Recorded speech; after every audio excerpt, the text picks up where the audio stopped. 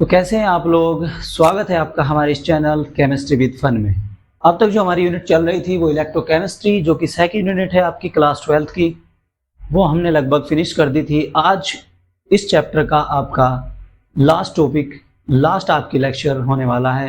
तो अपने टॉपिक पर बढ़ने से पहले आप लोग वीडियो को लाइक जरूर कर दें और चैनल को सब्सक्राइब कर दें। तो अब तक हमने इसके अंदर फैराडे कांस्टेंट पढ़ लिया था, इलेक्ट्रोलाइटिक सेल कैसे होती है, उसके अंदर रिएक्शन कैसे होती है वो भी हमने पढ़ ली थी।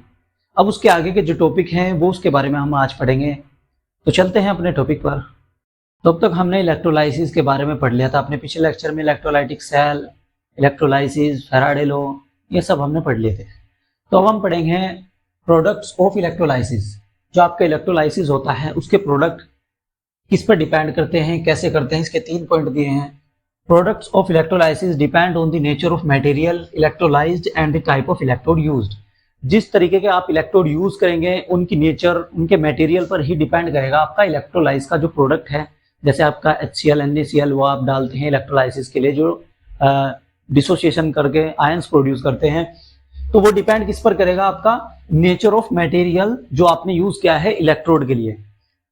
अब second point, if the electrode is inert, अगर आपका इलेक्ट्रोड इनर्ट हुआ, जैसे आपका गोल्ड या platinum example, it does not participate in the chemical reaction and only act as for source for electron. तो ये केमिकल रिएक्शन में उसके अंदर पार्टिसिपेट नहीं करेंगे, उनके लिए आपको अलग ही इलेक्ट्रोलाइज उसके अंदर डालना होगा।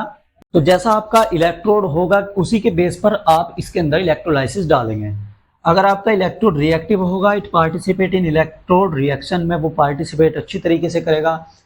तो ये सब डिपेंड किस पर करता है, आपका nature of material of electrode पर डिपेंड करता है, उस नेचर पर डिपेंड करता है जो ऑक्सीडाइजिंग उसके अंदर स्पीसीज है या रिड्यूसिंग स्पीसीज है, उनके ऊपर भी वो डिपेंड करता है।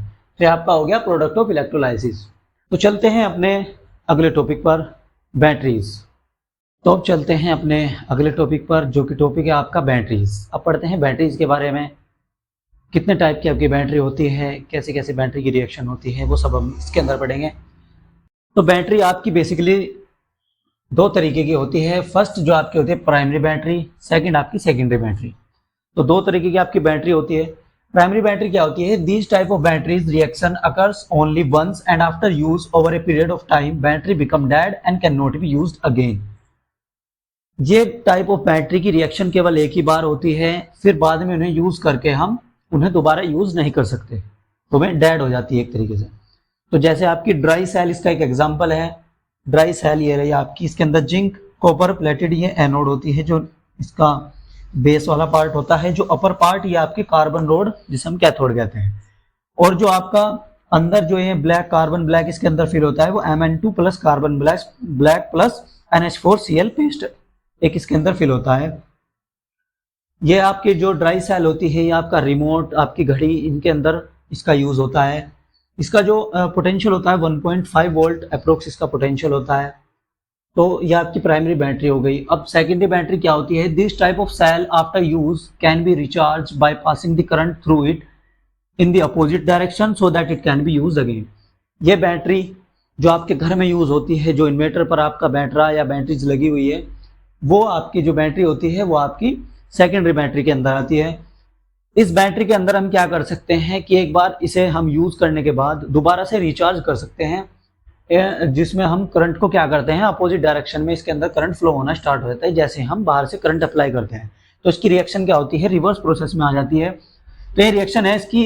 इसका जो एग्जाम्पल है लेड स्टोरेज बैटरी, ये आपका टर्मिनल होते हैं 2 आपस में, मैन्यू जो नंबर ऑफ सेल इसके अंदर कनेक्ट रहती है उससे बैटरी बनती है। Pb plus PbO2 plus H2SO4 इसके अंदर एक सॉल्यूशन में सल्फ्यूरिक एसिड डाला जाता है जो आपका इलेक्ट्रोलाइज का काम करता है।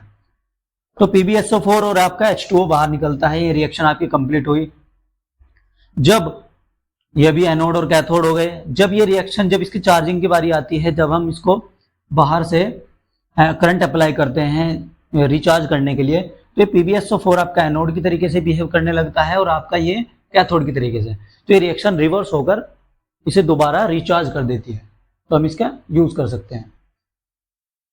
तो ये आपकी बैटरीज हो गई। तो अब चलते हैं अपने नेक्स्ट टॉपिक पर। तो वही अगला टॉपिक है हमारा कोराजन। तो ये कोराजन टॉपिक हम इलेक्ट्रोकेमिस्ट्री के अंदर क्यों पढ़ रहे हैं, क्योंकि इसके अंदर क्या होता है, कोई भी मेटल जब किसी मॉइस्चर कंडीशन के अंदर रिएक्शन करता है तो मेटल क्या बनाता है, उसके साथ रिएक्ट करके ऑक्साइड बनाता है।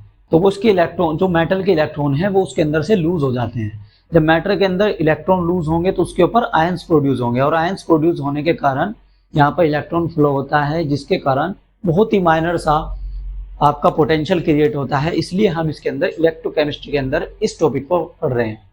तो जो आपका कोरोजन है ये एक रिडॉक्स रिएक्शन होती है जो मेटल के सरफेस पर प्रोड्यूस होती है, जो मेटल के सरफेस पर होती है। जैसे आपका एक आयरन हम एग्जांपल लें तो आयरन पर rusting of iron is a common example for corrosion.